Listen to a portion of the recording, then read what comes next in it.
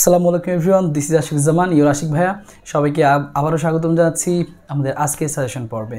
তো তোমাদের যাদের হচ্ছে প্রিপারেশনটা একটু অগোছালো ছিল, পরীক্ষা কিন্তু খুবই সামনে, তো এখনও যাদের প্রিপারেশনটা গোছানো না তাদের জন্য কিন্তু আমরা ফিজিক্সের হচ্ছে একটা শর্ট সাজেশনের ব্যবস্থা করছিলাম। যে তোমরা জানোই ইতিমধ্যে আমরা কিন্তু দ্বিতীয় পত্রের সপ্তম এবং অষ্টম অধ্যায়ের যে দুইটা সাজেশন ভিডিও অলরেডি কিন্তু আমাদের পেজে এবং ইউটিউবে আপলোড করা আছে, তোমরা চাইলে কিন্তু দেখতে পারো। এবং সেই ধারাবাহিকতায় কিন্তু আমরা ফিজিক্স ফার্স্ট পেপারে অলরেডি ভেক্টর এবং তোমাদের হচ্ছে পর্যায়বৃত্ত গতি চ্যাপ্টারটা আপলোড করে দিছি। এবং এখন আজকে সেই ধারাবাহিকতায় তোমরা অনেকেই বলতেছিলে ভাইয়া আদর্শ গ্যাস চ্যাপ্টারটা দিলেও ভালো হয়, তো সেই ধারাবাহিকতায় কিন্তু আজকে আমরা চলে আসছি আদর্শ গ্যাস ও গ্যাসের গতিতত্ত্ব নিয়ে। তো মেইনলি যাদের প্রিপারেশনটা খুব গোছানো না, আমি কিন্তু প্রত্যেক ভিডিওতেই বলি, যাদের প্রিপারেশনটা খুব বেশি গোছানো না তারা কিন্তু চাইলে একটু কম সময় একটু ইফোর্ট দিয়ে তোমরা কীভাবে অ্যাটলিস্ট নিজেদের মতো অ্যান্সারটা করতে পারো, এইটুকু অল্প একটু ইফোর্ট দিয়েও যদি তুমি অ্যান্সারটা করতে পারো, সেই জন্য আমি চিন্তা করলাম যে তোমাদেরকে কীভাবে একটু কম সময়ের মধ্যে একটু অল্প পড়াশোনা করে, কারণ তোমার কিন্তু সময় হাতে খুব বেশি নাই, তুমি চাইলেও বেশি পড়াশোনা করতে পারতেছো না। তো সেই জন্য চিন্তা করলাম যে খুবই কম সময়ের মধ্যে আমরা কীভাবে প্রিপারেশনটা একটু তোমাদেরকে গোছাই দিতে পারি। তো তোমরা জানো সেই ধারাবাহিকতায় আমরা আজকে এই চ্যাপ্টারে আলোচনা করব। তো তার আগে তোমরা অনেকেই বলছিলে ভাইয়া কেমিস্ট্রি সাজেশন এরকম শর্ট আকারে দিলেও ভালো হয়, যেন একটু দ্রুত আমরা আমাদের প্রিপারেশনটা নিয়ে ফেলতে পারি। তো তোমরা যদি কেমিস্ট্রিও তোমাদের প্রিপারেশনের প্রয়োজন হয় তোমরা কিন্তু কমেন্টে জানাইতে পারো। যদি বেশিরভাগ মানুষ তোমরা চাও যে ভাই কেমিস্ট্রি আমাদের লাগবে, তাহলে আমি তোমার জন্য কেমিস্ট্রি নিয়ে আসবো। তো চলো তাহলে আমরা কথা না বাড়িয়ে শুরু করি, যে হচ্ছে আমাদের এই আদর্শ গ্যাস ও গ্যাসের গতিতত্ত্ব এই চ্যাপ্টারটা। খুবই মজার ব্যাপার, এই চ্যাপ্টার কিন্তু খুব বেশি বড়ও না, আবার হচ্ছে এই চ্যাপ্টারটার অর্ধেক পড়াশোনা কিন্তু ভাইয়া তোমার কেমিস্ট্রি যে দ্বিতীয় পত্র পরিবেশ শ্বসন একদম মিলে যায়। শুধু নতুন আমাদের পড়তে হবে আর্দ্রতা শিশিরাঙ্ক এই ব্যাপারটা। তার মানে আমরা এখন যেটুকু পড়াশোনা করবো ফার্স্টের দিকে সেটা কিন্তু মোটামুটি কেমিস্ট্রির সাথেও মিলে যাবে, এখান থেকে তুমি কেমিস্ট্রিও অ্যান্সার করতে পারবা। তো তার আগে বলে রাখি চ্যাপ্টারটা থেকে যে আমাদের কী কন্টেন্ট আছে, যে শুরুতেই তুমি পাবা গ্যাসের কিছু সূত্র আছে, বয়ালের সূত্র, চার্লসের সূত্র, খুব দ্রুত আমরা এগুলো বলবো কারণ এগুলো মোটামুটি সবাই তোমরা জানো। আদর্শ গ্যাস সমীকরণ, তারপর হচ্ছে গ্যাসের গতিশক্তি, সিআরএমএস, গড় মুক্তবাদ, এই সকল জিনিস নিয়ে আলোচনা করা। আর লাস্টে আমাদের একটা পার্ট আছে আর্দ্রতা আর হচ্ছে শিশিরাঙ্ক এই রিলেটেড। এখন এই চ্যাপ্টার থেকে মোটামুটি দেখা যায় প্রতি বছর কোশ্চেন তো আসেই, আর এবছর তো আসবেই, বুঝতে পারতেছো চ্যাপ্টার ছিল মাত্র 5টা, তো সম্ভাবনা আছে যে এই চ্যাপ্টার থেকে 2টা কোশ্চেনও আসার। তো 2টা কোশ্চেন যদি আসে, একটা পোর্শন হচ্ছে যে এইটা গ্যাসের সূত্র, আদর্শ গ্যাস সমীকরণ, সিআরএমএস, গড় মুক্তবাদ এইটা, আর আরেকটা হচ্ছে এই যে আর্দ্রতা শিশিরাঙ্ক এইটা নিয়ে। তার মানে 2টা পোর্শন আর কি, হয় কোশ্চেন একটা এইটা থেকে আসে, আর না হয় আর্দ্রতা শিশিরাঙ্ক থেকে আসে, আর আর্দ্রতা শিশিরাঙ্ক থেকে আসার সম্ভাবনা খুবই বেশি। তো আমরা সেটা দেখে ফেলবো, সমস্যা নেই। তোমরা যারা এই চ্যাপ্টার আগে কখনো পড়োও নাই, যদি নাও পড়ে থাকো তাও সমস্যা নাই, মাত্র এই যদি আমাদের এই শর্ট ভিডিওটা এখনই দেখে ফেলো, তোমার এই চ্যাপ্টার নিয়ে আর কোনো সমস্যা থাকবে না আশা করছি। তোমাকে বাসায় অবশ্যই একটু নিজে প্র্যাকটিস করতে হবে, কারণ আমি তোমাকে জানাই দিলাম এবার পরীক্ষায় লেখার দায়িত্ব তোমার, তাই না? তো তোমার এই জন্য কিন্তু বাসায় একটু প্র্যাকটিস করে যাইতে হবে। দেখার পরে তোমার মনে হইতেই পারে যে না শিখে গেছি, কিন্তু তুমি কিন্তু পরীক্ষা হলে যে ভুলেও যেতে পারো, এই জন্য তোমাকে অবশ্যই বাসায় একটু প্র্যাকটিস করতে হবে, সে দায়িত্ব তোমার। তো চলো তাহলে আমরা এখনই শুরু করে দিই আমাদের চ্যাপ্টারটা, যে আদর্শ গ্যাস ও গ্যাসের গতিতত্ত্ব। তোমরা ফার্স্ট সৃজনশীলটা আলোচনা করবো। এই চ্যাপ্টার থেকে 2 টাইপের সৃজনশীল হয়, তুমি জানো, একটা হচ্ছে যে এইটুকু জিনিস নিয়ে, আর আরেকটা হচ্ছে আর্দ্রতা শিশিরাঙ্ক নিয়ে। তো চলো আমরা ফার্স্টে এই ব্যাপারটা নিয়ে একটু আলোচনা করি, এখানে আমাদের কী কী জিনিসপাতি আছে। তো আমরা একদম শুরুর থেকেই বলছি, কিন্তু গ্যাসের সূত্রগুলো আমরা একটু দ্রুত বলবো, কারণ তোমরা অলরেডি এই গ্যাসের সূত্র, আদর্শ গ্যাস সমীকরণ এগুলো জানো, আর লাস্টে আমরা আর্দ্রতা নিয়ে আলোচনা করব। তো তার আগে দেখো, তো আমাদের হচ্ছে প্রথম পার্টটুকু গ্যাসের সূত্রগুলো। তো যেই কথা দিয়ে আসলে এই চ্যাপ্টারটা আসলে শুরু করা উচিত সেটা হচ্ছে যে আমরা তো সবাই জানি মোটামুটি যে গ্যাসের চলরাশি হচ্ছে 3টা, পিভিটি। গ্যাসের চলরাশি 3টা, অর্থাৎ এই যে চাপ, আয়তন, তাপমাত্রা, এগুলোর উপরে গ্যাসের অন্যান্য প্রপার্টিগুলো নির্ভর করে, তার মানে এগুলো চলক আর কি। তো বিজ্ঞানীরা চিন্তা করলো কি, একটা জিনিস লক্ষ্য করলো যে আমরা যদি কোনো পাত্রে কিছু গ্যাস রাখি, তাহলে এই গ্যাসের তো একটা নির্দিষ্ট আয়তন থাকবে, গ্যাসের তাপমাত্রাও থাকবে, গ্যাসের চাপও থাকবে, তাই না? গ্যাসগুলো যে ছোটাছুটি করতেছে, তো এরা যে পাত্রের গায়ে ধাক্কা দিচ্ছে, একটা চাপ সৃষ্টি হবে, তো ওই চাপের মানটাও তারা আসলে বের করতে পারে। তো এখন আমরা চাচ্ছি যে এই জিনিসগুলো যে চলরাশিগুলা, আমি যদি কোনো কারণে এই গ্যাসের আয়তনটা বাড়াই দিই, সাপোজ আমি আয়তন এরকম বাড়াই দিলাম, এই গ্যাসগুলো এখন ওই সেম পরিমাণ গ্যাস এখন এই জায়গাটায় আছে, তো এখন তো ভাই আর চাপ আগের মতো থাকবে না, বুঝতেই পারতেছো, তাপমাত্রাও হয়তো বা চেঞ্জ হবে।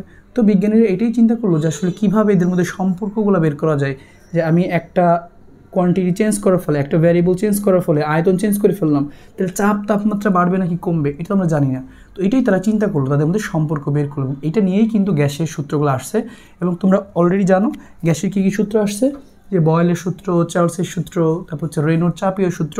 তো চলো ছোট্ট করে একটু মনে করে দিই খুব দ্রুত। হ্যাঁ, তাহলে ফার্স্টে আমাদের আসতে হচ্ছে আমাদের বয়েলের সূত্র। তো বয়েলেরটা তোমরা জানো যে একটু কথা তোমার শুধুমাত্র মনে রাখতে হবে, বেশি কথা বলবো না, যেটুকু তোমার জাস্ট মনে রাখতে হবে, সব কথাই মনে রাখবে যা যা বলবো। তো প্রথম কথা বয়েলের সূত্র, তবে লিখে ফেলি যে বয়েলের সূত্র। তো বয়েল কি কথা বলছে, বয়েল একটা কথা বলছে, সেটা হচ্ছে যদি আমরা কোনো একটা পাত্রে কিছু গ্যাস নিই এবং তার তাপমাত্রা ফিক্সড রাখি, অর্থাৎ নির্দিষ্ট তাপমাত্রায় এবং নির্দিষ্ট ভরের কিছু গ্যাস, অবশ্যই আমি যে পাত্রে কিছু গ্যাস নিব, আমি যখন অন্য একটা পাত্রের মধ্যে ওই বড় আয়তনের পাত্রের মধ্যে যখন আমি এই গ্যাসটা নিব, তখন কিন্তু অবশ্যই ওই নির্দিষ্ট পরিমাণ গ্যাসটা আমাকে রাখতে হবে, এছাড়া কিন্তু হবে না। এই জন্য ওই বয়েল সুন্দর মতো বলছে কথাটা যে নির্দিষ্ট তাপমাত্রায়, অবশ্যই তাপমাত্রা ফিক্সড স্থির তাপমাত্রায় নির্দিষ্ট ভরের কিছু গ্যাসের জন্য চাপ আর আয়তনটা হচ্ছে ব্যস্তানুপাতিক। অর্থাৎ আমি যদি গ্যাসের আয়তনটা বাড়াই দিই তাহলে চাপ কমে যাবে, তুমি বুঝতে পারো। অর্থাৎ এইখান থেকে আমরা যে ফর্মুলাটা পাবো আসলে সেটা সরাসরি মনে রাখো তুমি, যে P1 V1 equal to P2 V2, আদি চাপ আদি আয়তন, শেষ চাপ শেষ আয়তন। এটা নিয়ে কথাবার্তা আমরা পরে আবার বলবো। বয়েলের পরে আমরা আসতেছি চার্লসের সূত্র। চার্লসে কি স্থির ভাইয়া, চার্লসের চাপ স্থির। তো চার্লস কী করছিল, চাপটাকে স্থির রাখছিল এবং তারপরে সে বাকি দুজন যে আছে ভি এবং টি এদের মধ্যে সম্পর্ক বের করার চেষ্টা করছে এবং সে দেখছিল যে আয়তন এবং তাপমাত্রা এই দুজনের সম্পর্কটি আসলে ভাইয়া সমানুপাতিক। যেহেতু সমানুপাতিক তাহলে আমরা এখান থেকে লিখতেই পারি যে V1/T1 ইকুয়াল টু হচ্ছে কি V2/T2। এটাও তোমরা অলরেডি সবাই জানো যে আদি আয়তন আদি তাপমাত্রা, শেষ আয়তন শেষ তাপমাত্রা। একইভাবে আমাদের একটা আছে চাপীয় সূত্র, রেনোর চাপীয় সূত্র। তো চাপীয় সূত্রে টি স্থির পি স্থির একবার হয়ে গেছে। তো রেনো যেটা করছিল আয়তনকে স্থির রাখছিল এবং সে চাপ এবং তাপমাত্রার মধ্যে সম্পর্ক বের করে দেখাইছিল যে সম্পর্কটা আসলে সমানুপাতিক। আর যদি সমানুপাতিক হয় তাহলে আমরা আগের মতো লিখতে পারি P1/T1 ইকুয়াল টু P2/T2। এইটুকু তোমরা জানো এবং এইটুকু ইনফরমেশন তোমাকে মনে রাখতে হবে। এগুলিতে ডিরেক্ট তোমার 3 নম্বরে আসে না, কিন্তু তোমার অঙ্কের মাঝখানে হঠাৎ কোথাও দরকার হয়ে যায়, তো এটা খেয়াল রাখতে হবে। এবং আরেকটা জিনিস যেটা আমাদের বয়েল চার্লসের চাপীয় সূত্রের পরে, সেটা হচ্ছে সমন্বয় সূত্র। সমন্বয় সূত্র মানে হচ্ছে এই 3টা সূত্র মিলে আমরা একটা গ্যাসের সমন্বয় সূত্র বানাইছি আর কি, PVT সব কিছু মিলে। তো তখন সূত্রটা দাঁড়িয়ে আমাদের কীরকম, এরকম যে P1 V1/T1 equal to P2 V2/T2। তো এইটা কিন্তু আমাদের সৃজনশীল অনেক সময় দরকার হয়। দুইটা পাত্র দেওয়া থাকে, পাত্র দিয়ে জিজ্ঞেস করে বলতো কোন পাত্রের তাপমাত্রা বেশি, কোনটা বেশি গরম হবে।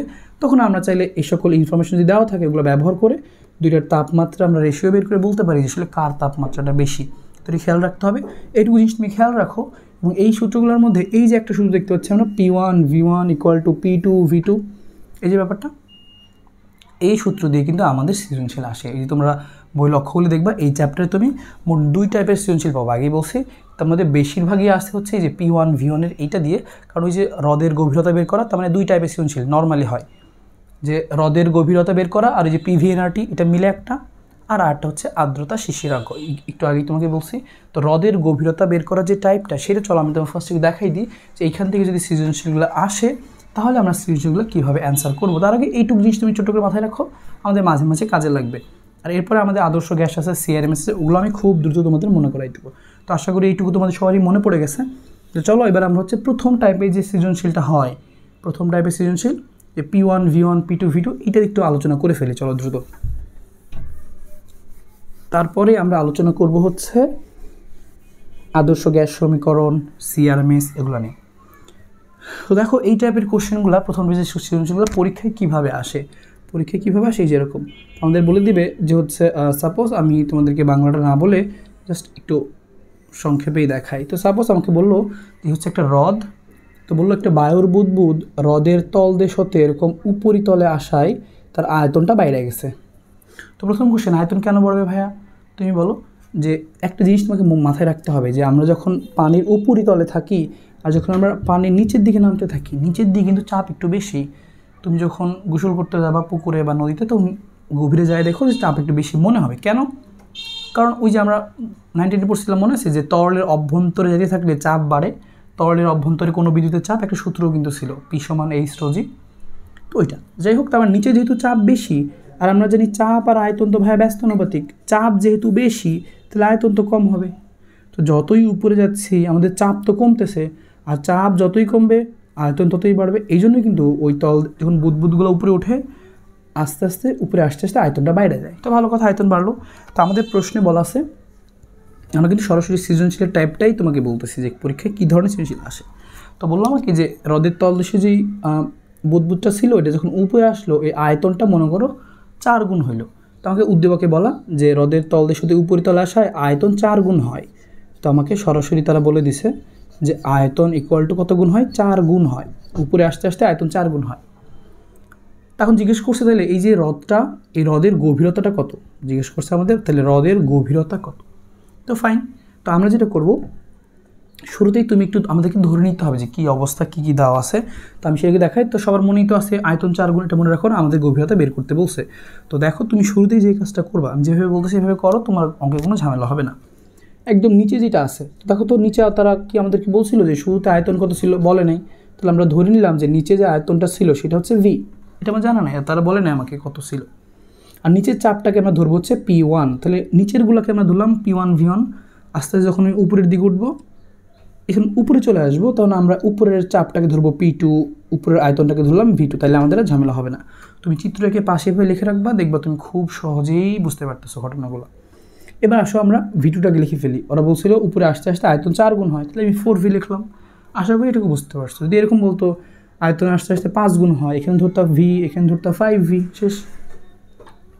চাপের ব্যাপারটায় আসি। এবার তোমরা সবাই জানো যে বায়ুমণ্ডল আমাদেরকে কত চাপ দেয়। বায়ুমণ্ডল যে আমাদেরকে চাপ দিচ্ছে, আমরা জানি বায়ুমণ্ডলের স্বাভাবিক চাপ 1 atm বা 10⁵ প্যাসকেল। আর বায়ুমণ্ডল যেহেতু আমাদেরকে যে চাপ দেয়, বায়ুমণ্ডল তো পানির উপরের পৃষ্ঠে ওই একই চাপই দিবে। তাহলে পানির উপরের পৃষ্ঠের চাপটা হচ্ছে 10⁵ প্যাসকেল। তাহলে এবার আমরা আসি নিচের চাপটা কত। নিচে বায়ুমণ্ডল যে চাপটা আমাদেরকে দিয়েছিল উপরে, ওই চাপটা কিন্তু একদম সমানভাবে সঞ্চালিত হয়ে নিচেও চলে আসবে। তো নিচেও কিন্তু 10⁵ প্যাসকেল থাকবেই, কিন্তু সাথে আরও এক্সট্রা একটা চাপ থাকবে। যে তরলের অভ্যন্তরের কোনো বিন্দুতে চাপ থাকতো মনে আছে না, যে P = H ρg, তারপর নিচে কিন্তু চাপটা আমাদের একটু এক্সট্রা হবে, 10⁵ যোগ H ρg। এখন তুমি এটাকে P2 ধরো, V2 ধরো, যাই ধরো, এটাকে যাই ধরো, নিচে যে চাপটা বেশি এটা তোমাকে ঠিক রাখতে হবে। নিচে যে আয়তন ছিল V, উপরে উঠতে আয়তন 4 গুণেছে, সেটা ঠিক রাখতে হবে। তো সমস্যা নেই, তুমি এরকমই ধরো, নিচেরগুলোকে P1 V1, উপরেগুলোকে P2 V2, তুমি চেঞ্জ করলে হবে, সমস্যা নেই। এবার তাপমাত্রা তো কোনো কথা বলো না, স্থির তাপমাত্রা। তাহলে আমরা জানি কি যে P1 V1 = P2 V2। আর মানগুলো আমরা বসাই দিই। P1 এর মান কত, P1 এর মানটা হচ্ছে 10⁵ যোগ H ρg। তারপরে আমাদেরকে বলছে 10⁵ যোগ হচ্ছে H ρg, আর আমাদের সাথে V1 এর সাথে কি আছে, যে V1 তো বলেছে, V1টা হচ্ছে V। এইবার V1 তো হচ্ছে V, আর আমাদের সাথে আছে কত, P2 V2। P এর মান কত আমাদের, P এর মানটা হচ্ছে, P2 এর মানটা দেখো ভাইয়া, যে 10⁵, আর V2 এর মান কত, 4V। এখন এইখান থেকে আমরা ক্যালকুলেশন করলেই বের করে ফেলতে পারবো কার মান, H এর মানটা। তাহলে আমাদের এখান থেকে VV যদি আমরা কেটে দিই, দেখো তো আমাদের আলটিমেটলি থাকতেছে কত, থাকতেছে হচ্ছে আমাদের এই পাশে 10⁵, এখানে 4টা 10⁵। তাহলে আমি H ρg লিখলাম, আর এই 10⁵টাকে আমরা ওই পাশে নিয়ে যাবো। যদি ওই পাশে নিয়ে যাই, তাহলে কয়টা 10⁵ থাকে বলো তো, 3টা, 3 × 10⁵। আমরা বের করতে যাচ্ছি H এর ভ্যালু। তাহলে H কী করতে হবে আমাদের, এই 3 × 10⁵ ডিভাইডেড হচ্ছে ρg, রোজিতে ভাগ করে দেবো। রো হচ্ছে পানির ঘনত্ব, পানিতে আমরা যেহেতু আসছি, তাহলে পানির ঘনত্ব 1000, আর জি হচ্ছে 9.8। তাহলে এখন তুমি এইটুকু ক্যালকুলেশন করে ফেলে দেখবে তুমি একটা মান চলে আসবে, এবং মানটা আসবে হচ্ছে 30.something আর কি একটা মান আসবে, এত মিটার। তার মানে কিন্তু আমরা এভাবেই হ্রদের গভীরতা বের করতে পারি। এখন আমাদের এক্সামে এইটা থেকে কী ধরনের কোশ্চেন বলে, নর্মালি এরকমই বলে যে গভীরতা নিচ থেকে আস্তে আস্তে আয়তন এত গুণ হইলো, গভীরতা কত, বা উল্টা কাজও বলতে পারে। এরকম বলে দেয় যে এখানে হচ্ছে আমাদের হ্রদের তলদেশে ছিল আয়তন 1 লিটার, গভীরতা হচ্ছে 50 মিটার, তাহলে উপরে আস্তে আস্তে আয়তন কত হবে। পরীক্ষায় যেটা বেশিভাবে আসে সেইটা তোমাকে আমি বলি, যে বলে যে এখানে আমাদের একটা বেলুন আছে, তো বেলুনের আয়তন মনে করো তোমাকে বললো যে হ্রদের তলদেশে যে বেলুনটা ছিল তার আয়তন হচ্ছে 2 লিটার, তার মানে কার মান, V1 এর মান। আর বলে দেয় যে হ্রদের গভীরতা 40 মিটার 50 মিটার, আর বলে এই যে বেলুনটা, এই বেলুনটার সর্বোচ্চ প্রসারণ ক্ষমতা 10 লিটার, কথার কথা। আবার বলে যে বেলুনটা যখন উপরে আসবে, উপরে আস্তে আস্তে আস্তে আস্তে এই জায়গায় যখন উপরিতলে চলে আসবে, তখন বেলুনটা ফাইটে যাবে কিনা। তাহলে তুমি বলতো ভাই বেলুনটা ফাটবে কখন, বলে দিছে বেলুনের সর্বোচ্চ প্রসারণ ক্ষমতা 10 লিটার। এখন যদি বেলুনটার উপরে আস্তে আস্তে আয়তন বাড়বে, আমরা জানি আয়তন যদি বাড়ে তাহলে বলো তো কী হবে, আয়তন বাড়লে কিন্তু ফেটে যাওয়ার সম্ভাবনা থাকবে। যদি দেখি উপরে আস্তে আস্তে আয়তনটা 10-এর বেশি হয়ে গেছে বা 10 হয়ে গেছে, তাহলে আমরা কী বলবো, 10-এর বেশি হলে বলবো কি বেলুনটা ফেটে যাবে, কারণ বেলুনের সর্বোচ্চ প্রসারণ ক্ষমতা 10 লিটার। যখনই বেলুনটা উপরে আস্তে আস্তে এইখানে চলে আসবে উপরি তলে, যদি 10-এর বেশি হয়ে যায় তাহলে ফেটে যাবে। কারণ যদি কখন তুমি দেখো যে তোমাকে বলছে বেলুন ফাটবে কি না বা এরকম জাতীয় কোশ্চেন, তো তুমি যেটা করবা, তোমার তো V1 দেওয়াই আছে, এই দেখো এই সূত্র থেকে আমরা করবো, তোমার V1 দেওয়াই আছে, তোমার P1 তো মুখস্থ, যে P1 নিচে হচ্ছে 5 যোগ H রোজি হয়, এইসের মান তারা বলে দিছে। তারপরে তুমি P2 জানো, উপরে চাপটা কত হয় 10⁵। এইবার তুমি শুধুমাত্র V2টা বের করবা, যে উপরে আস্তে আস্তে আয়তনটা হবে কত। তুমি যদি দেখো আয়তনের মানটা কি, V2 এর মানটা কি হয়েছে, যে সর্বোচ্চ যে প্রসারণ ক্ষমতা 10 লিটার বলছিল তার থেকে বেশি কিনা, বেশি হলে ফাইটে যাবে, শেষ। এরকম তার মানে পরীক্ষা কিন্তু এভাবে ঘুরে বলতে পারে। আরেকভাবে বলতে পারে, সেটা হচ্ছে কি, তার মানে আমরা একভাবে বলতে পারি কি বেলুন ফাটবে কিনা, অথবা এমনও তারা বলতে পারে যে, এমন তো হইতেই পারে যে উপরে আস্তে আস্তে না, বেলুনটা উঠতে উঠতে এইখানেই তার আয়তন 10 লিটার ক্রস হয়ে গেছে, তাহলে এইখানেই ফাইটা যাবে, তাহলে এখানেই ফাটবে। তো অনেক সময় জিজ্ঞেস করে যে কত গভীরতায় ফাইটা যাবে, তার মানে এই যে গভীরতাটা আমাকে এগুলোও বের করতে বলে। তাহলে এই গভীরতা কীভাবে বের করবো, তাহলে আমরা আবারও এই একই সূত্র, আমাকে এবার বলছে 10 লিটার হলে ফাইটা যাবে, তাহলে তাই বলছিল 10 লিটার ফাইটা যাবে। তাহলে আমরা করবো কি, আবারও এই একই সূত্র লিখবো, লেখার পরে P1 এর মানটা দেখো, তুমি জানো P1 এর মানটা কত, 10⁵ যোগ H রোজি। এই যে Hটা তুমি এইটাই বের করবা, যে নিচ থেকে কত উপরে উঠতে উঠতে আসলে ফাইটা যাবে, এটা তো তোমার কাজ ছিল।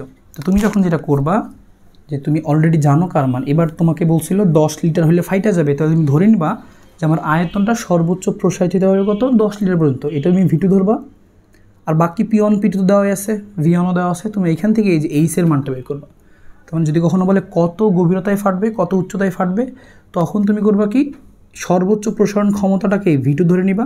তাহলে সর্বোচ্চ প্রসারণ ক্ষমতায় আমরা কি ধরে নিব, V2 ধরে নিব। তারপর এখান থেকে জাস্ট H এর মানটা বের করে দেখবো যে কত গভীরতায় সর্বোচ্চ প্রসারণ ক্ষমতা সমান আয়তন হয়, তার একটু বেশি হলে কি ফাইটে যাবে। তাহলে এভাবে আমরা চাইলে কিন্তু অঙ্কগুলো করতে পারি। আরেকটা ছোট্ট আমাদের আরেকটু ভিন্নভাবে বলতে পারি, 3 ধরনের চেঞ্জেস দেয় আমাদের অঙ্কে, সেটা হচ্ছে কি, আরেকটা অনেক সময় এরকম বলে যে এই যে হ্রদের তলদেশ হতে বুদবুদটা উপরে আসতেছে, এবার আয়তন কয় গুণ বলে নাই, আমাদের বলতে পারে এরকম যে বায়ুর বুদবুদটা উপরে আসতে আসতে তার ব্যাসার্ধ দ্বিগুণ হয়, ব্যাস দ্বিগুণ হয়, এরকম বলতে পারে। তো তখন আমরা আয়তন কীভাবে বের করবো, তখন যেভাবে বের করবো আমরা, তুমি মনে রাখবা যে V সমানুপাতিক হচ্ছে R3, কারণ গোলক যেহেতু এগুলো গোলক টাইপের হয়, আর গোলক টাইপের যদি হয় তাহলে সেই ক্ষেত্রে আমরা জানি কি V = গোলকের আয়তন সূত্র কি 4/3πr3। তাহলে V = আমাদের সূত্র 4/3πr3, V এর সাথে R এর সম্পর্ক কি সমানুপাতিক, কিউবের সমানুপাতিক। তার মানে ব্যাসার্ধ যদি দ্বিগুণ হয়, তাহলে তুমি যদি ব্যাসার্ধ দ্বিগুণ হয় তাহলে ব্যাসার্ধ জায়গায় 2 বসাই দিবা, তাহলে 2 কিউব হয়ে যাবে, তার মানে 8। ব্যাসার্ধ দ্বিগুণ মানে আয়তন আসলে কয় গুণ হওয়া, 8 গুণ হওয়া। তার মানে তুমি খালি একটা জিনিস খেয়াল রাখবা, তোমাকে যদি কখনো বলে যে ব্যাসার্ধ দ্বিগুণ, ব্যাস দ্বিগুণ, ব্যাসের ক্ষেত্রেও সেম, কিন্তু ব্যাসার্ধ যেহেতু দ্বিগুণ, ব্যাসার্ধ দ্বিগুণ করলে ব্যাসও দ্বিগুণ হবে, ব্যাস দ্বিগুণ করলে ব্যাসার্ধও দ্বিগুণ হবে, সেম জিনিস। তার মানে ব্যাসার্ধ বা ব্যাস যদি কখনো বলে দ্বিগুণ 3 গুণ, তাহলে আয়তন কয় গুণ সেটা আমরা বের করবো কীভাবে, শুধুমাত্র কিউব করে দেব। বললাম ব্যাসার্ধ 3 গুণ, তাহলে আয়তন কয় গুণ হবে, 3 কিউব 27 গুণ। বললাম ব্যাসার্ধ 4 গুণ, তাহলে কত হবে 4 কিউব। যদি বলি ব্যাসার্ধ 5 গুণ, তাহলে 5 কিউব, মানে শুধু কিউব করে দিবা, আয়তনটা চলে আসবে। আর আয়তন পাইলে তো আমাদের কাজ শেষ। তার মানে আমাদের 3 নম্বরে এইভাবে চেঞ্জেস করে দিতেই পারে, ব্যাসার্ধ বা ব্যাস। এবার আসো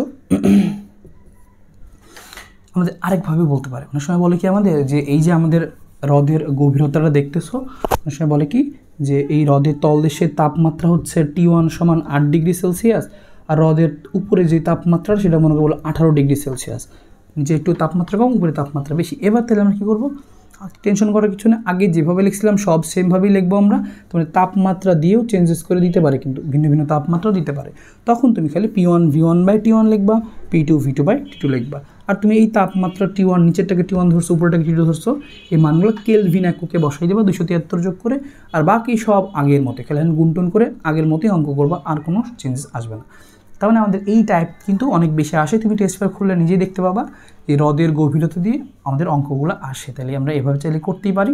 আমরা শুধু খেয়াল রাখবো যে নিচে আমাদের চাপটা বেশি, 10⁵ যোগ H রোজি, তারপর হচ্ছে উপরে তুমি 10⁵ ধরবা, এবং যদি পরীক্ষায় তোমাকে বলে দেয় যে উপরে চাপ হচ্ছে 10⁶, 5 না বলে তোমাকে চেঞ্জ করে দিল, তাহলে আমরা লিখবো কি এখানে 10⁶, এখানেও 10⁶। তাহলে মোট কথা বায়ুমণ্ডলের স্বাভাবিক যে চাপটা সেটা তো নর্মালি 5ই হয়, তো ওইটাই দিবে আর কি, সমস্যা নেই। তাও চেঞ্জ করে দিলে তুমি চেঞ্জ করে নিবা। তাহলে আমাদের মোট এগুলা বলতে পারে যে হচ্ছে আয়তন কত গুণ হবে, তারপরে বলবে যে বেলুন ফাটবে কিনা, তারপরে বলতে পারে যে হচ্ছে কোথায় বেলুন ফাটবে, বা ব্যাসার্ধ দিয়ে বলতে পারে, বা তাপমাত্রাও দেওয়া থাকতে পারে। তো এবার টেস্ট পেপারটা খুলে তুমি একটু প্র্যাকটিস করো, দেখবা আশা করি বুঝতেই পারবা সবগুলো, কোনো সমস্যা নেই। তার মানে এটা কিন্তু ছিল 1 নাম্বার টাইপ। এখান থেকে আমাদের সৃজনশীলগুলো কিন্তু হয়, একটা সৃজনশীল অনেক সময় চলে আসে। তোমার পরীক্ষায় যদি এখান থেকে সৃজনশীল চলে আসে অবাক হওয়ার কিছু নাই। তো তুমি এখান থেকে সৃজনশীল চলে আসে, তুমি পরীক্ষা দিয়ে এসে আমাদের ভিডিও নিচে আরেকটা কমেন্ট করে দিও। আচ্ছা ফাইন, এরপরে চলো আমরা দেখি হচ্ছে আরও যে পার্টটা আছে আমাদের প্রথম পার্টের মধ্যেই। এটা কিন্তু প্রথম পার্টের অর্ধেক অংশ গেলো। বলছিলাম এই চ্যাপ্টার থেকে 2টা পার্ট সৃজনশীল আসার জন্য, একটা হচ্ছে এই হ্রদের গভীরতা দিয়ে, আর একটা হচ্ছে বাকি যে পিভিএনআরটি, সিআরএমএস ওগুলা। তো চলো ওগুলো তোমাকে দ্রুত আমি জানাই দিই। এবার তোমরা তো সবাই জানো যে আদর্শ গ্যাস সমীকরণ কী ভাইয়া, যে পিভি = এনআরটি। এই অঙ্ক করতে যাই কিন্তু আমাদের অনেকেরই একটু সমস্যা হয়। কী সমস্যা হয়, যে একক নিয়ে, যে আমরা বলি যে আর এর একক কোনটা কখন কি বসাবো, এটা তোমাকে এককগুলো একটু জানতে হবে। তুমি এককগুলো জানাই দিচ্ছি, তোমরা সবাই জানো। পি মানে হচ্ছে চাপ, ভি মানে আয়তন, মানে মোল সংখ্যা, আর মানে মোলার গ্যাস ধ্রুবক, টি হচ্ছে তাপমাত্রা। তো এইখানে যেটা নিয়ে আমাদের ঝামেলা হয় না সেটা হচ্ছে এনআরটি, কারণ মোটামুটি এনআরটি নিয়ে আমরা সবাই অভ্যস্ত। এর মানে কি W/M মোল সংখ্যা, ডাব্লিউ মানে হচ্ছে আমাদের কি ভর, আর বড় হাতের এম মানে পারমাণবিক ভর বা আণবিক ভর, যেটা দেওয়া থাকবে আমাদের আর কি। অক্সিজেন যদি বলে 32 এরকম, তা এম হচ্ছে আণবিক ভর। তাহলে ডাব্লিউ হচ্ছে ভর, প্রদত্ত ভর, যে বলবে 28 গ্রাম নাইট্রোজেন, তোমাকে যদি বলে 28 গ্রাম নাইট্রোজেন, তাহলে 28 গ্রাম যে বললো, যত গ্রাম বলবে সেটা হচ্ছে ডাব্লিউ, আর নাইট্রোজেনের আণবিক ভর যেটা সেটা হচ্ছে এম। এভাবে আমরা বসাই দিয়ে মোল সংখ্যা বের করতে পারি। মোল সংখ্যা আরও সূত্র আছে কেমিস্ট্রি থেকে তোমরা জানতে পারবা। তো আমাদের এখানে W/M এরটা দরকার হয়। আর টি হচ্ছে আমাদের তাপমাত্রা। তাপমাত্রা অবশ্যই সবসময় কেলভিন এককে, অবশ্যই 273 যোগ করে আমরা কেলভিন এককে বসাবো। তো এইটা নিয়ে তেমন ঝামেলা নাই। এবার আমাদের যেটা নিয়ে ঝামেলা বেশি হয় সেটা হচ্ছে আমাদের কি আর নিয়ে। আমরা আর এর কোন মানটা বসাবো, আর এর তো 2-3টা মান, তো আমরা কোন মানটা বসাবো। তো আমি তুমি একটু ছক করে দিচ্ছি, তুমি ছকটা ভেবে মনে রাখো, তোমার আর নিয়ে আর জীবনেও এককে সমস্যা হবে না। তুমি আর এর 2টা মান জানো, তো আর একটা মান কি জানো, যে 8.314 জুল পার মোল পার কেলভিন। আর তুমি আরেকটা মান জানো 0.0821 লিটার এটিএম পার মোল পার কেলভিন। আর এই 2টা মান তোমার জানা। আরও আমরা সিজিএসকে আরও মান জানি, তো আমাদের এই 2টা দরকার হয় বেশি আর কি। একটা জুল পার মোল এককে, আর একটা কি লিটার এটিএম পার মোল পার এককে। তো এই 2টার মধ্যে আমরা কখন কোনটা ব্যবহার করবো অনেক সময় কনফিউজড হয়ে যায়, বা এইটা ব্যবহার করলে কোন এককে কী কী বসাবো কনফিউজড হয়ে যায়। তো এইটা মনে রাখবো ছকটা, তাহলে তোমার আর কনফিউশন আসবে না কখনোই। তো আর এর যদি আমি মান 8.314 বসাই, তাহলে আমাকে অবশ্যই চাপ, মোল সংখ্যার তাপমাত্রা তো শেষ, ক্যালভিনকে বসাবো, কাহিনি শেষ। থাকলো পি আর ভি। আর এর মান যদি আমি এইটা বসাই, চাপের মান আমাকে অবশ্যই এবং অবশ্যই প্যাসকেলেই বসাইতে হবে, অন্য কোনো এককে বসাইলে হবে না। কারণ কি, এটা আর এর এসআই একক যেগুলো জুল আছে, আর প্যাসকেল হচ্ছে চাপের এসআই একক। প্যাসকেল বা নিউটন পার মিটার স্কোয়ার একই কথা, এটাতে বসাইলে হবে নিউটন পার মিটার স্কোয়ার বা প্যাসকেল। তো অবশ্যই প্যাসকেলেই বসাইতে হবে। আর আয়তনটাকে অবশ্যই এবং অবশ্যই মিটার কিউবেই বসাইতে হবে, ফিক্সড। আর যদি তুমি এই মান লেখো, তোমাকে এই সাইড লিখতে হবে পি প্যাসকেলে, ভি মিটার কিউবে। কেন? কারণ আয়তনেরও এসআই একক মিটার কিউব। এই যে আমরা এসআই একক নিয়ে কাজ করতেছি, খেয়াল রাখবা। এখন তুমি মিটার কিউব বানাবা কেমনে, লিটার দেওয়া থাকে, মিলিলিটার দেওয়া থাকে, সেন্টিমিটার কিউব দেওয়া থাকে, তখন আমরা কীভাবে মিটার কিউবে নিয়ে আসবো, তো আমি সেটাও তোমাকে শিখিয়ে দেবো, টেনশন নেই। আপাতত মনে রাখো, আর এর যদি আমি এই মান নিই, পি এর মান প্যাসকেলে নিতে হবে, ভি এর মান মিটার কিউবে নিতে হবে, অন্য কোনো এককে নেওয়া চলবে না। আমরা এসআই একক নিয়ে কাজ করছি, এগুলো এসআই নিতে হবে, কিন্তু ফিক্সড। এবার আর যদি আমরা 0.0821 এই লিটার এটিএম একক নিয়ে কাজ করি, তাহলে আমাকে চাপের মানটা অবশ্যই এবং অবশ্যই এটিএমেই বসাইতে হবে। দেখো যে এটিএম মনে রাখো সহজ, লিটার এটিএম, তাহলে চাপের এটিএম একক নিয়ে কাজ করবো আমরা। এবার আয়তনটা কি, আয়তনটা অবশ্যই লিটার এককে নিয়ে কাজ করবো। এই যে লিটার লেখা আছে, আয়তনের একক কি লিটার। তো মানে এটা কিন্তু ফিক্সড। তুমি আর এর যদি এই পাশ নিয়ে কাজ করো, তোমাকে চাপের মান এগুলো বসাইতে হবে, প্যাসকেল মিটার কিউব। তুমি যদি আর এর এই মান নাও, তোমাকে অবশ্যই এটিএম লিটার এটা নিয়ে কাজ করতে হবে, এটা ফিক্সড। এবার তুমি কনভার্সনগুলো কীভাবে করবা বা পরীক্ষায় কোনটা লিখবা। পরীক্ষায় তোমাকে যদি কখনো লেখা থাকে এরকম যে আর = 0.0821, তুমি পরীক্ষায় লিখে দিচ্ছি যে আর এর এই মানটা ব্যবহার করো, তাহলে তুমি এই মানটাই ব্যবহার করবা, আর সেই করসপন্ডিং চাপের মানটা এটিএমে, আয়তনের মানটা লিটারে নিয়ে নিবা। আর পরীক্ষা যদি এইটা লিখে দেয় তাহলে এইটাই লিখবা। কিন্তু পরীক্ষা যদি কিছুই না বলে, তখন তোমার ইচ্ছা, তুমি এই সাইড নিয়েও করতে পারো, এই সাইড নিয়েও করতে পারো। কিন্তু যদি এই সাইড নিয়ে কাজ করো, তাহলে চাপের মানটা অবশ্যই প্যাসকেলে, আয়তনের মানটা অবশ্যই মিটার কিউবে। এটা নিলে অবশ্যই এটিএম এর লিটারে, এইটা তোমাকে ফিক্সড রাখতে হবে। পরীক্ষা যদি নর্মালি এটি আর এর মান বলে না দেয়, তুমি তোমার ইচ্ছা মতো যে কোনো এক সাইড নিয়ে কাজ করবা। তো কোন সাইড নিবা দেখবা যে কোন এককে বেশি মানগুলো আছে সেই এককে বসাই ফেলবা। আর যদি মিক্স, তাহলে তুমি ছোট্ট করে একটু বলো যে ভাইয়া এখন আমি কোন মানটা নিয়ে কাজ করব। আমি বললাম চাপের মানটা আছে আমাকে, আচ্ছা মনে করো এটিএমে, বললো 2 এটিএম চাপ। আয়তনের মানটা আছে কত, বললো হচ্ছে 20 লিটার। তো তুমি দেখবা চাপের মানটা এটিএম তোমাকে এখন বলে নাই যে হচ্ছে আর এর মান কত, তুমি ধরে নিবা আর এর মান, তুমি যে মুখস্থ জানো। তো আর তুমি এখন বুদ্ধিমানের মতো করে কোন আর এর মানটা লিখবা। এটিএম দেওয়া, লিটার দেওয়া, দেখো এটিএম লিটার, তাহলে তো আমরা এইটা লিখলে আর কোনো কিছু চেঞ্জ করতে হচ্ছে না, তাহলে আমরা এটা বসাই দেবো। এমন যদি হয় যে ভি এর মানটা বললো আবার কত, যে 200 সিসি। এবার দেখো পি এর মানটা এটিএমে, ভি এর মানটা সিসিতে, তো করার সাথে মিলতেছে না। তো তার মানে আমাকে যে কোনো, দেখো এইটা যদি এটিএমে যেহেতু আসে, তার মানে কি এই সিসিটাকে আমার এখন লিটার বানাইলে কাজ শেষ না। তো এইভাবে তুমি বুঝবো যে কখন আর এর কোনটা মান বসাইতে হয়। এখন আমরা তোমাকে দেখাচ্ছি এই যে সিসি চলে আসলো, সিসি থেকে তুমি এটা কেমনে বানাবা, ওইটা কেমনে বানাবা, তো এটাও তোমাকে দেখাই দিচ্ছি। তার আগে তুমি এইটুকু মাথায় খুব সুন্দর করে ঢুকে নাও, শখটা মনে রাখবা যে আর এর এই মান বসাইলে চাপের মান এগুলো বসাইতে হয়, আর এই মান বসাইলে চাপের মান আয়তনের মান এগুলো বসাইতে হয়। এটা ফিক্সড, মিক্স করা যাবে না, হয় এটা না হয় এটা। এবার তোমাকে দেখাচ্ছি কীভাবে কনভার্সনগুলো করতে হয়। তো আশা করি এইটুকু মাথায় ঢুকে গেছে, খাতায় লিখে রাখো, পরীক্ষার আগে ছোট্ট করে একটু দেখে যাবা, দেখবা সুন্দর মনে থাকবে। এবার তোমরা সবাই জানো যে চাপের এককগুলো কি, আসলে আমরা ফার্স্টে চাপের কনভার্সনগুলো শিখি। যে চাপ, আমরা তো আয়তন তাপমাত্রা তো জানি আমরা, তো ফার্স্টে চাপের কনভার্সনগুলো শিখাই দিচ্ছি তোমাকে। চাপের মান আমরা কিসে কিসে বসাবো, চাপের একক, চাপের একক। এবার আমরা সবাই মোটামুটি জানি যে চাপের আমাদের এসআই একক বা চাপের এসে একটি বলতো যে প্যাসকেল বা মিটার স্কয়ার। এটাও আমরা সবাই জানি বায়ুমণ্ডলের যে স্বাভাবিক চাপ সেটা কত, 1 এটিএম। তাহলে বায়ুমণ্ডলের স্বাভাবিক চাপটা 1 এটিএম। তুমি 1 এটিএম মানে আর কী কী হইতে পারে সেটা জেনে রাখো, সবগুলোর মধ্যে সম্পর্ক বের করতে পারবা। তাহলে চাপের একক হচ্ছে এটিএম, প্যাসকেল সব কিছু আছে। তো আমি ধরলাম বায়ুমণ্ডলের যে স্বাভাবিক চাপটা সেটা 1 এটিএম। ভালো, এবার 1 এটিএম যেই কথা, আর 10⁵ প্যাসকেল কিন্তু ভাইয়া একই কথা। তারপর দেখো 10⁵ প্যাসকেল আমি যদি এবার সেন্টিমিটার পারদ-চাপে নেই, যে 76 সেন্টিমিটার পারদ-চাপ, এটাও এক কথা। তারপরে যদি আমি সেন্টিমিটার না নিয়ে মিলিমিটারে নিই, যে 760 মিলিমিটার, তখন হবে 760 না পারদ-চাপ। এছাড়া আরও আছে বার, টর, যেমন হচ্ছে আমাদের যে 760 টর, চাপের কিন্তু একটা টর, বা হচ্ছে 1 বার। তো যাই হোক, তোমার এই বার টর নিয়ে মনে না রাখলেও চলবে, কারণ আমাদের পরীক্ষায় বেশিরভাগ ক্ষেত্রেই উপরেরগুলো থাকবে। 760 টর মানেও 1 এটিএম, 1 বার মানেও 1 এটিএম। যাই হোক, তোমাকে এগুলো নিয়ে এত বেশি প্যারা নাই তোমার, তুমি এই কয়টা মনে রাখো।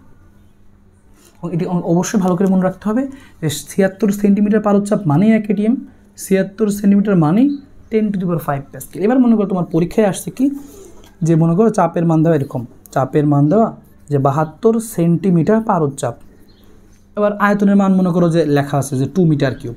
তাহলে বুঝতেই পারতেছো যে মিটার কিউবে লেখা, আর আমি যদি আর এর মানটা বসাইতে চাই 8.314, তাহলে এটা মিটার কিউবে আসছে, ভালো, এটা এসআই এককে ভালো। তাহলে আমাকে এই চাপটাকে ওই এসআই এককে নিতে হবে, আর চাপের এসআই ছিল কি প্যাসকেল, মানে এই সাইডটা নিতে হবে। তো এইটাকে তুমি প্যাসকেল বানাইতে হবে। বানাবা কেমনি, এটাই তোমাকে দেখাচ্ছি যে কীভাবে তুমি প্যাসকেল বানাবা। তা তুমি ঐকিক নিয়ম চাইলে করতেই পারো, যে ভাইয়া 76 সেন্টিমিটার মানে 10⁵, যে 76 সেন্টিমিটার মানে হচ্ছে 10⁵, সুতরাং 1 সেন্টিমিটার পারদ-চাপ মানে 10⁵/76, সুতরাং 72 কত। এরকম করে তুমি ঐকিক নিয়মে করতে পারো, কোনো সমস্যা নাই। ঐকিক নিয়মে তুমি করো যেভাবে তোমার মনে থাকে। তাহলে তুমি মনে রাখবা 76 মানে 10⁵, 76 মানে এত, এটা মানে সব সমান আসলে সবগুলো। অথবা তোমাকে আরেকটা টেকনিক আমি বলি, সেটাও তুমি দেখো, তুমি দ্রুত লিখতে পারবো, ঐকিক নিয়ম না করে দ্রুত লিখতে পারবা। তোমাকে বলছে 72 সেন্টিমিটার পারদ-চাপ মানে কত প্যাসকেল। তোমাকে বলছে সেন্টিমিটার পারদ-চাপ, তুমি আগে দেখবা তোমার কোন এককে দেওয়া, সেন্টিমিটার। তো যত দেওয়া 72 ভালো দেওয়া ছিল, এবার তোমার সেন্টিমিটার দাও না। আর সেন্টিমিটার আমাদের এই যে আদর্শ মানটা কত, 76 সেন্টিমিটার মানে আমাদের সমান সমান যে মানটা ছিল আদর্শ মান ধরে রাখবো মনে মনে। তাহলে 72 সেন্টিমিটার আছে, আমার আদর্শ হচ্ছে 76, তাহলে 76 দিয়ে ভাগ করবা। তারপর তুমি কিসে বানাইতে চাও, এটিএম, প্যাসকেল, কিসে, সেটা দিয়ে গুণ করে দেবা। প্যাসকেল বানাইতে চাই তাহলে 10⁵ দিয়ে গুণ করে দেবা। তারপর তোমাকে বললো মনে করো যে 52 সেন্টিমিটার পারদ-চাপ, তাহলে তুমি করবা 52 লিখলা, সেন্টিমিটার বলছে, সেন্টিমিটার আদর্শ মান 76, বানাইতে বলছে এটিএমে, তাহলে এটিএম তো 1 দিয়ে গুণ করে দিলাম। এবার তুমি দ্রুত বের করতে, এইটা আসলে ঐকিক নিয়ম, ঐকিক নিয়মটাকে আমরা শর্ট করছি আর কি। আরেকবার আরেকটা দেখাই মনে করো। এবার তোমাকে বলছে যে মনে করো মিলিমিটারে যাই আমরা, তোমাকে বলছে কি যে 750 মিলিমিটার পারদ চাপ, তোমাকে বলছে প্যাসকেল বানাও, তুমি এক লাইনে লিখতে পারবা নিচে যে 750 বলছে, আমার মিলিমিটারের পারদ চাপের আদর্শ মান হচ্ছে 760, প্যাসকেল বানাইতে বলছে, তাহলে প্যাসকেল ডিভাইড 5। যদি এটিএম বানাইতে বলতো 750 দেওয়া আছে, আদর্শ মান 760, এটিএম বানাইতে বলছে, এক দ্বিগুণ করে দিলাম, দ্রুত বের করতে পারবা তুমি, অথবা তুমি দরকার হলে ওকে নিয়মিক করে নিবা, তোমার যেটা সুবিধা হয়। আচ্ছা, তার মানে তোমাকে অ্যাটলিস্ট এইটুকু জানতে হবে, তুমি আর কিছু না জানো, এইটুকু তোমাকে জানতে হবে। আরেকটা জিনিস যেটা ছোট্ট, এটা সময় কিলো প্যাসকেলে থাকে, বলে দেয় চাপ হচ্ছে 100 কিলো প্যাসকেল কেপিএ, উপায় ফালামো 100 কিলো প্যাসকেল। তা কিলো প্যাসকেল যদি কখনো বলে, কিলো মানে তো সবাই জানো, কিলো মানে কি 1000, তাহলে 1000 দিয়ে গুণ করে দিবা, প্যাসকেল হয়ে যাবে, সবাই জানো। তো প্যাসকেল, আর যদি আরেকটা জিনিস তুমি জেনে রাখতে চাও যে প্যাসকেল থাকলে এটিএম বানাইতে যদি হয়, বেশিরভাগ ক্ষেত্রে আমাদের এরকম প্যাসকেল থাকে, এটিএম যদি বানাইতে হয় তাহলে আরও সহজ। তাহলে নিয়ম কিন্তু আগেরটাই, তোমার প্যাসকেল আছে এটিএম বানাবা, তাহলে এত আছে, তুমি তোমাকে বলছো এটা এটিএম বানাও, নিয়ম একটাই, 100 ছিল এত প্যাসকেল, ওটা লিখলাম আমরা আগে, প্যাসকেল আছে, তাহলে প্যাসকেলের আদর্শ মান এত, এটিএম বানাইতে বলছে, এটিএম এক দ্বিগুণ, অথবা তুমি ডাইরেক্ট 5 দিয়ে ভাগ করলেই এটিএম চলে আসে, এটা আমরা জানি, কোনো সমস্যা নেই। তো এককগুলো একটু মনে রাখবা, কনভার্সনের বাসে একটু প্র্যাকটিস করে ফেলবা। এবার চলো তাহলে আমরা আয়তনেরটা দেখি যে আয়তন কীভাবে কনভার্ট করতে হয়। এই জন্য তোমাকে কয়েকটা মনে রাখতে হবে, আয়তনের কয়েকটা জিনিস, তাইলেই তোমার আয়তনের কাজ শেষ। একই সাথে কিন্তু আমাদের কেমিস্ট্রির পড়াটা হয়ে যাচ্ছে, কেমিস্ট্রির পরিবেশ রসায়নে কিন্তু এইটুকু আর বলবো না, হ্যাঁ। আচ্ছা দেখো, এবার এই আয়তনের যে কাহিনীটুকু, তাহলে আয়তনে আমরা কী করবো, আয়তনের মধ্যে আমরা জানি যে আয়তনের একক আমরা লিটার বেশি ব্যবহার করে অভ্যস্ত, লিটার দিয়ে শুরু করি। তো 1 লিটার মানে 1000 মিলিলিটার, এটা আমাদের সবারই জানা, 1 লিটার মানে 1000 ml। এবার 1000 ml যেই কথা, আর 1000 সিসিও একই কথা, সিসি মানে কিউবিক সেন্টিমিটার, তো মানে 1 সিসি আর 1 ml একই কথা, মানে সিসি আর ml একই কথা। তোমার পরীক্ষায় লেখা আছে 250 সিসি, তুমি যদি মনে মনে 250 সিসি না চিন্তা করে 250 ml চিন্তা করো, তাও হবে, কারণ দুইটা সেম, 250 সিসি 250 ml সেম, দুইটা সেম জিনিস, ml আর সিসি। আচ্ছা ফাইন, এবারে আমরা আরও যেটা মনে রাখবো এখান থেকে, সিসিটা মনে রাখলাম, আর লিটার আর ডেসিমিটার কিউব এক, যে 1 লিটার যেই কথা আর 1 ডিএম কিউব একই কথা।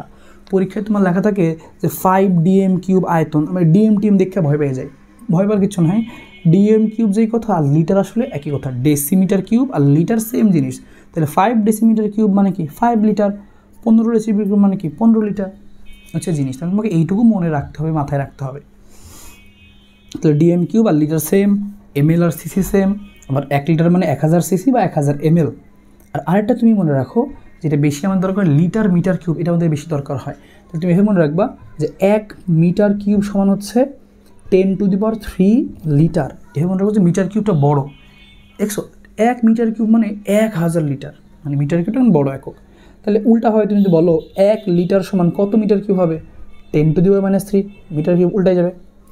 তাহলে পরীক্ষা যদি কখনো তোমার আসে মিটার কিউব থেকে লিটার, মিটার কিউব থেকে লিটার বানাইতে বলে, তোমাকে বললো 5 মিটার কিউব, তাহলে 1 মিটার কিউব মানে 1000, তাহলে 5 মিটার কিউব মানে কি, মিটার কিউব থেকে লিটার বানাইতে বললেই 10⁻³ দিয়ে গুণ করে দেবা, শেষ। আর যদি তোমার লিটার থেকে মিটার কিউব বানাইতে হয়, তাহলে 10⁻³ দিয়ে গুণ করবা। আরেকটা ছোট্ট জিনিস আমাদের আসে অনেক সময়, যে এইটা বললো কি 200 সিসি, তাহলে 200 সিসি তোমাকে বললো কি যে মিটার কিউব বানাও। তো দেখো তো সিসি আর এমএল তো এক কথা, আমরা জানি সিসিকে বা এমএলকে যদি 1000 দিয়ে ভাগ করি আমরা, তাহলে কি আসে, মিলিলিটারকে 1000 দিয়ে ভাগ করি লিটার আসে।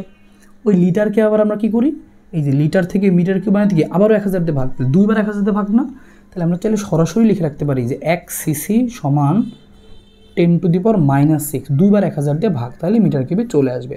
সিসি বা এমএল দুটো তো সেম জিনিস। তো তোমাকে বলছে 250 সিসি, তা 250 সিসি তুমি ডিরেক্ট লিখতে পারবা যে 250 সিসি বলছে, সুতরাং 10⁻⁶ মিটার কিউব, তাতে হয়ে যাবে। এই যে কটা বললাম এই কটাই তোমার লাগে, তো এই কটাই আমি বলছি, আরও মেলা একক আছে, ওগুলো আমরা যাচ্ছি না, এই কটাই আমাদের লাগবে। তো এইটুকু তুমি একদম যেমনি পারো মুখস্থ রাখবো, দায়িত্ব তোমার। চাপ আর আয়তনের জিনিসগুলো আমরা বুঝে ফেললাম, তাহলে এখন তোমার কিন্তু কেমিস্ট্রি ব্যাপারগুলো মোটামুটি ক্লিয়ার। এবার আমরা যদি পিভি সমান এনআরটি থেকে কী কোশ্চেন আসে সেটা একটু ছোট্ট করে বলে রাখি। তোমার একটা এক্সাম্পল বলি তোমাকে, তো বললো কোনো একটা পাত্রে এরকম পাত্র আঁকা, তো তোমাকে এরকম বলবে যে এই পাত্রের মধ্যে হচ্ছে কোনো একটা গ্যাস আছে, সাপোজ তো বললো হচ্ছে নাইট্রোজেন গ্যাস আছে, নাইট্রোজেন গ্যাসটা আছে কতটুকু 14 গ্রাম আছে। তারপরে বললো যে এটা তাপমাত্রা হচ্ছে 25 ডিগ্রি, আর এখানকার মনে করো যে আয়তনটা বললো 200 সিসি। ফাইন, এখন বলছে কি তাহলে এই যে আমাদের পাত্রটা ছিল এত গ্রাম এত ডিগ্রি সেলসিয়াস, তাহলে এই জায়গাটায় আমাদের আসলে এই নাইট্রোজেন গ্যাসের চাপ কত তো আসলে জিজ্ঞেস করে এরকম। তো আমরা তখন শুধু জানি কি আদর্শ গ্যাস সমীকরণ পিভি ইকুয়াল টু এন আর টি। তো তুমি জানো পিভি সমান এন মানে কি ডাব্লিউ বাই এম, তারপরে আর টি বাইর করতে হবে কার মান, চাপের মান। তাহলে আয়তন গুণ আছে আমরা ভাগ করে দিব। তাহলে আমরা আগে সমীকরণটা লিখে নিই এরকম যে ডাব্লিউ আর টি আমাদের এম ছিল আর ভি এর মানটা বসাই দিব আমরা। এখন মান বসানোর পালা। সব মানগুলো আমরা বসাই আস্তে আস্তে। ডাব্লিউ এর মান আছে 14 গ্রাম, তার 14ই বসাইলাম আমরা, কোনো সমস্যা নেই। এম তো আণবিক ভর, নাইট্রোজেনের আণবিক ভর 28, তোমরা সবাই জানো, দুইটাই গ্রাম গ্রাম কাটাকাটি চলে যাবে, সমস্যা নেই। এবার আর এর মান বসাবো আমরা। তো আর এর কোন মানটা বসালে আমার সুবিধা হয় দেখতে হবে। তো দেখো এখানে তোমার বলছে 200 সিসি, সিসি মানে এমএল থেকে লিটার বানানো বেশি সহজ না? তাহলে এমএলকে 1000 দিয়ে ভাগ করে দিব, তাহলে লিটার চলে আসবে। তাহলে 0.2 লিটার, আচ্ছা লিটার তো এই যে নিচে লিখি আমরা যে লিটারের মানটা 0.2 লিটার। তাহলে আমি আয়তনের মানটা লিটারে বসাইলাম, তাহলে আর এর মানটা কোনটা বসাতে হবে? লিটার এটিএমেরটা 0.0821, আর টি এর মান তো সবসময় কেলভিনে 225 মানে 298 কেলভিন। তাহলে চাপের যে মান আসবে, এবার তুমি নিজেই বলো, আমি আর বসাইছি লিটার এটিএমেরটা, তারপরে আয়তন বসাইছি এটিএমেরটা মানে লিটারেরটা, তাহলে আমাদের চাপ কিসে আসবে? এটিএমে আসবে। তার মানে এত এটিএম। এভাবে তোমাকে জিনিসগুলো খেয়াল রাখতে হবে। অথবা এখান থেকে আমাদের আরও জিজ্ঞেস করে কি চাপ আয়তন বলে দেয়, অনেক সময় জিজ্ঞেস করে এই গ্যাস এখানে কী গ্যাস আছে, অজানা গ্যাসটার নাম কি। তো সেই ক্ষেত্রে আমরা করি কি সব কিছু বসাই দিয়ে এম আণবিক ভর বের করি। যদি আণবিক ভর বের করে দেখি যে 28 আসছে, বুঝবো নাইট্রোজেন, 32 আসলে বুঝবো কি অক্সিজেন, এরকম আমরা এমির মানটা থেকে অজানা গ্যাসটা বের করতে পারি। তো এটুকু খেয়াল রাখবো। আশা করি তোমাদের ঘটনা একদম ক্লিয়ার। তো এইটুকু আশা করি বুঝতেই পারছো। এবার ছোট্ট আরেকটা জিনিস, দুইটা জিনিস বলে আমরা এই পার্টটা শেষ করব। এরপরে আমরা যেটা করব দ্বিতীয় পার্টে তোমাকে শিশিরাঙ্ক এবং আর্দ্রতা এই ব্যাপারটাও তোমাকে দেখাই দিব। তো প্রথম পার্টটা তোমরা অবশ্যই খুব ভালো করে করবা। হ্রদের গভীরতা দিয়ে সৃজনশীলের কথা বললাম, খুব ভালো করে দেখবা। আর তাছাড়াও আমাদের অনেক সময় হ্রদের গভীরতা না দিয়ে এগুলোও দিতে পারে, পিভিএনআরটি, সিআরএমএস, ইকে, এটা আমাদের অনেক সময় থাকে। তো আসলে আমি গতিশক্তিটা সংক্ষেপে একটু মনে করাই দিই যে আমাদের কাছে একটা পাত্র আছে, পাত্রে কিছু গ্যাস আছে, এত ছোড়াছড়ি করতেছে, এত একটা গতিশক্তি থাকবে। তো এই গতিশক্তি কত তোমরা সবাই পড়ছো? ইকে ইকুয়াল টু 3/2 পিভি। তোমরা সবাই পড়ছো ইকে ইকুয়াল টু 3/2 এনআরটি। এবার এখানে খেয়াল রাখবা যে কখন কোন মান বসাবো। ইকে গতিশক্তি যখন তুমি বাইর করবা, গ্যাসের গতিশক্তি যখন তুমি বের করবা, তখন তোমার কিন্তু কিছু জিনিস ফিক্সড, তুমি অন্য কোনো এককে বসাইতে পারবা না। 3/2 তো গেল। চাপের মান তোমাকে অবশ্যই এবং অবশ্যই প্যাসকেলেই বসাইতে হবে। কেন? ওই যে আমরা তো নর্মালি এসআই এককে বের করি, গতিশক্তি জুলে বের করবো, তাহলে চাপের মানটা ওই যে এসআই একক প্যাসকেল। আর বুঝতেই পারছো আয়তনের মান কী হবে, তাহলে মিটার কিউবেই বসাইতে হবে, কারণ আমি জুলে বের করতে চাচ্ছি মানগুলো। আর এর মান কিন্তু ফিক্সড এই জায়গাটায় 8.314। আগে যার দুইটা মান লিখতাম আমরা, এখানে কিন্তু একটাই বসবে একদম 8.314। আর টি যদি বলে, টি এর মান তো তোমরা আগে থেকে জানো যে কেলভিন এককে বসাইতে হবে। এইটা গেল আমাদের এইটুকুর কাহিনী। এর মান তো মূল সংখ্যায় যদি বলে কখনো, তাহলে বুঝবা কেমনি যে কোনটা কখন করতে বুঝে। যদি দেখো তোমার হচ্ছে চাপ আর আয়তন দিয়ে লেখা, তাহলে এটা দিয়ে করবা। যদি দেখো যে তাপমাত্রা দিয়ে লেখা, গ্যাস লেখা, যে এত মোল গ্যাস অথবা এত গ্রাম গ্যাস, এন সমান তো আগের মতো, এন সমান কি এটাকে বললাম না W/M। যদি দেখো যে মোল সংখ্যা দেওয়া, তাহলে তুমি মোল সংখ্যা বা এত গ্রাম গ্যাস বললে এটা দিয়ে করবা। তো এরকম তোমাকে বুঝতে হবে। তাছাড়াও আমাদের আরেকটা সূত্র কিন্তু আছে, সেটা হচ্ছে ইকে প্রাইম আমরা বলি। অনেক সময় বলে আমাদের একটি গ্যাসের গতিশক্তি কত, গ্যাসের একটি অণুর গতিশক্তি, একটি অণুর গতিশক্তি, অথবা বলে দুইটি অণুর গতিশক্তি, 2-3টি পরমাণুর গতিশক্তি, এরকম জিজ্ঞেস করে। তাহলে একটি অণু, দুইটি অণু, 3টি অণু, স্পেসিফিক যখন বলবে এত টি, এইটিটা যখন থাকবে, 1টি 2টি 3টি 4টি 5টি 6টি যখন আমাকে বের করতে বলে, তখন আমরা বলি কি ইকে প্রাইম বের করি, বা ইকেও লিখতে পারি। একটি অণুর গতিশক্তি তখন হয়, এগুলো কিন্তু একটি অণু ছিল না, 1 মোল 2 মোল এত গ্রাম, এবং একটা অণুর গতিশক্তি, তখন সেই ক্ষেত্রে আমরা সূত্র লিখি 3/2 কেটি। কে মানে কি? কে মানে বোল্টজম্যান ধ্রুবক, কে মানে হচ্ছে বোল্টজম্যান ধ্রুবক, মনে রাখবা, বোল্টজম্যান কনস্ট্যান্ট। আর এর মান কত? 1.38 × 10⁻⁻23 জুল পার কেলভিন। অথবা তুমি এটা মনে রাখতে পারো যে কে ইকুয়াল টু কি R/NA। আর মানে 8.314, আর এনে মানে কি ওই যে অ্যাভোগাড্রো সংখ্যা, যদি ভাগ করো এই মানটা চলে আসবে আর কি। এভাবে তুমি মনে রাখতে পারো। তার মানে এই কেটা কখন ব্যবহার করবো আমরা? তখন বলবো একটি অনুগতি শক্তি, দুইটা অনুগতি শক্তি, এরকম। যদি একটা অণু বললে এইটা, যদি বলে দুইটা অনুগতি শক্তি, তখন আমরা লিখতাম কি সেম এটাই লিখতাম 3/2 কেটি লিখতাম, কিন্তু বলছে দুইটা অণু, তাহলে আমরা 2 দিয়ে গুণ করে দিতাম এক্সট্রা করে। 3টা বললে কি আমরা 3 দিয়ে গুণ করে দিতাম, 4টা বললে 4 দিয়ে গুণ করতাম। তার মানে তুমি খেয়াল রাখবো যখন তাপমাত্রা দেওয়া থাকবে, এটাও হতে পারে, এটাও হতে পারে। তো কোনটা হবে? দেখবা যে উদ্দীপকে কী লেখা, এত গ্রাম গ্যাস, এত মোল গ্যাস লেখা, নাকি বলছে একটা অণুর গতিশক্তি, দুইটা অণুর গতিশক্তি। যদি একটা দুই রকম উল্লেখ করে বলো তখন ইকে প্রাইম বা কে একটা লিখবো আমরা। তো এইটুকু জিনিস মাথায় রাখলে তোমার আর কোনো ঝামেলা নেই। আর এখান থেকে সৃজনশীল কী আছে সেটা তোমাকে বলে দিচ্ছি। নর্মালি বলতেই পারে যে দুইটা পাত্র দিয়ে যে এই পাত্রের গ্যাসের গতিশক্তি কত, বি পাত্রের গ্যাসের গতিশক্তি কত, তখন তুমি পাত্রের মধ্যে দেখবা যে কী কী মান দেওয়া, পিভি দেওয়া নাকি এনআরটি দেওয়া না কেটি দেওয়া, কী দেওয়া, কে কিন্তু বলা থাকবে না, তোমাকে বুঝে নিতে হবে আর কি, কে মানটা মুখস্থ রাখবা। তো গতিশক্তি বের করতে বলে তো পারবোই, কিন্তু যদি কখনো এরকমও বলে আমাদেরকে যে দুইটা পাত্র দেওয়া আছে, বলে কোন পাত্রটা বেশি উত্তপ্ত হবে, তো কোনটি বেশি উত্তপ্ত হবে এটা যেমন জিজ্ঞেস করে, কোন পাত্র বেশি উত্তপ্ত হবে এটা জিজ্ঞেস করলে আমরা গতিশক্তি বের করতে পারি চাইলে। গতিশক্তি বের করবো আমরা দুইটার, ইকে ওয়ান ইকে টু দুইটা পাত্র থাকবে। তো সেই দুইটা পাত্রে যেটার গতিশক্তি বেশি হবে সেটার তাপমাত্রাও বেশি। কেন? দেখো গতিশক্তির সাথে তাপমাত্রার সম্পর্ক কিন্তু কি সমানুপাতিক। তাপমাত্রা বাড়লে গতিশক্তি বাড়ে, তার মানে গতিশক্তি বাড়লে তাপমাত্রাও সেখানে বেশি। তার মানে তোমার যদি কখনো এরকম জিজ্ঞেস করে কোন পাত্র বেশি উত্তপ্ত হবে, গতিশক্তি বের করতে পারবা তুমি আর কি। তো খেয়াল রাখো এটা। তো এটুকু আশা করি বুঝতে পারছি যে কখন কোনটা বসাতে হবে, একদম কিন্তু স্পেসিফিক লিখে দিয়েছি তোমাকে। তুমি এখন খালি খাতায় লিখে নিয়ে পরীক্ষার আগে একটু দেখে যাবা, আর একটু বাসায় একটু অবশ্যই টেস্ট পেপার খুলে প্র্যাকটিস করবা, দেখবা যে জিনিসগুলো মিলতেছে কিনা। অবশ্যই প্র্যাকটিস করে যাইতে হবে তোমাকে। লাস্ট আর একটা ছোট্ট জিনিস আমাদের এটা অনেক সময় চলে আসে সৃজনশীলের মধ্যে, গ নাম্বার দিয়ে দেয় সিআরএমএসের ব্যাপারটা। তো সেটা তোমাকে ছোট্ট করে আমি আসলে একটু বলে দিচ্ছি। এবং এই প্রথম পার্টটা নিয়ে তোমরা আগে প্র্যাকটিস করবা, প্র্যাকটিস করার পরে অবশ্যই আইসা ভিডিওতে কমেন্ট করবা যে ভাই প্র্যাকটিস শেষ, এবার দ্বিতীয় পার্ট দেন, তোমাদের দ্বিতীয় পার্টটা দিয়ে দেবো আর কি। আচ্ছা, এবার দ্বিতীয় আমাদের আরেকটা আছে আর কি, প্রথম পার্টের আরেকটা জিনিস সিআরএমএস। সিআরএমএস জিনিসটা কি, যে ওই যে একটা পাত্রের মধ্যে যে গ্যাস থাকে ছোটাছুটি করে, তো এগুলো যে বর্গমূল্য গড় বর্গবেগ এগুলো বের করতে বলতো সিআরএমএস। মনে রাখবা সিআরএমএস মানে রুট মিন স্কোয়ার। অনেক বেশি কথা বলা যাচ্ছে না, খুব সংক্ষেপে বলতেছে আর কি। যে আমাদের সূত্র কী ছিল, যে √3RT/m একটা সূত্র ছিল, অথবা যদি বলে এরকম √3PV/mও ছিল আমাদের আরও ছিল হচ্ছে √3P/ρ ছিল। আবার অনেক সময় আমরা √3KT/mও লিখতে পারতাম। ওই যে মনে আছে একটি অণু দুইটি অণু যদি বলতো, একটা অণুর গতিশক্তি বা একটা অণুর সিআরএমএস বা একটা অণুর বর্গমূল্য গড় বর্গবেগ, তখন সেই ক্ষেত্রে আমরা কী করি, কেটটা ব্যবহার করি। এবার আসলে তুমি সিরিয়ালি বলে দিই যে কখন কোন সূত্রে কী কী মান বসাইতে হবে। সিআরএমএস যদি দেখো তাপমাত্রা দেওয়া, গ্যাসের নাম বলা আছে, আণবিক ভর দেওয়া, তুমি এটা ব্যবহার করতে পারবা। আর টি মানে কি তাপমাত্রা, অবশ্যই কেলভিন এককে। আর আর এর মানে কিন্তু এখানেও ফিক্সড 8.314 হবে, অন্য কোনোটা হবে না, কারণ সিআরএমএস বেগ মিটার পার সেকেন্ড এসে করে বের করি আমরা নর্মালি। খুব খেয়াল করে হচ্ছে এমটা, এম আণবিক ভর, কিন্তু এই জায়গাটায় আণবিক ভর অবশ্যই এবং অবশ্যই কেজিতে। এখানে কিন্তু প্রমাণের ভুল হয়, যে এম এর মানটা অবশ্যই আমরা কেজিতেই বসাবো। কেজিতে কেন বসাবো? কারণ দেখো এগুলো এসআই একক, তাহলে ভরের এসআই একক তো কেজি। 28 গ্রাম কিন্তু নাইট্রোজেনের আণবিক ভর 28 গ্রাম, অক্সিজেনের 32 গ্রাম। তো গ্রামটাকে অবশ্যই কেজি বানাইতে হবে। যেমন নাইট্রোজেন বলে, তো নাইট্রোজেনের ক্ষেত্রে আমরা এম খালি 28 লিখবো না, 28কে 1000 দিয়ে ভাগ করে দিব, অর্থাৎ 10⁻³ দিয়ে গুণ করবো। অক্সিজেন যদি বলতো তাহলে অক্সিজেন খালি 32 লিখতাম না, 32 × 10⁻³ লিখতাম। অবশ্যই এবং অবশ্যই খেয়াল রাখবা, যেহেতু ভুল হয়। আর পি এর মান বুঝতে পারছো, পি এর মান অবশ্যই প্যাসকেলই হবে, ভি এর মান অবশ্যই মিটার কিউবই হবে, এসআই একক যেহেতু, এম এর মান তো বললাম কেজিতে হবে। 3P/ρ, রো হচ্ছে কি ঘনত্ব, যখন ঘনত্ব কেজি মিটার পার কিউব, যখন ঘনত্ব থাকবে, যখন তুমি বুঝবা কেমনি কখন কোনটা ব্যবহার করবা, মান দেখেই বুঝবা। যখন তাপমাত্রা দেওয়া এটাতে ব্যবহার করবা, চাপ আয়তন থাকলে এটা, ঘনত্ব রো চাপ থাকলে এটা। আর যদি একটা অণু দুইটা অণু বলে তখন সেইটার সিআরএমএস বের করবো 3KT/m। আর কে এর মান তো মনে আছে, একটু আগে যে বললাম 1.38 × 10⁻23। তাহলে আমাদের ওই যে বোল্টজম্যান রো, একটু আগে যে বললাম। তো এইটা তোমার খেয়াল রাখতে হবে। এখান থেকে আমাদের সরাসরি বলে যে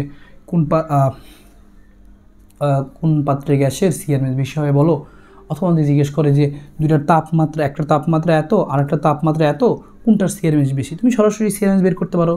বা সি এর সাথে টি এর যে সম্পর্ক, এখানে একটা জিনিস খেয়াল রাখবা, সিআরএমএসের সাথে এই যে তাপমাত্রা আমাদের টি, এর সম্পর্ক কি বর্গমূলের সমানুপাতিক। তো আমরা কিন্তু চাইলে এরকম লিখতেই পারি। অনেক সময় আমাদের ঘ নম্বর এটা দরকার হয়, যে দুই পাত্রের সিআরএমএসের অনুপাত বের করতে বলে।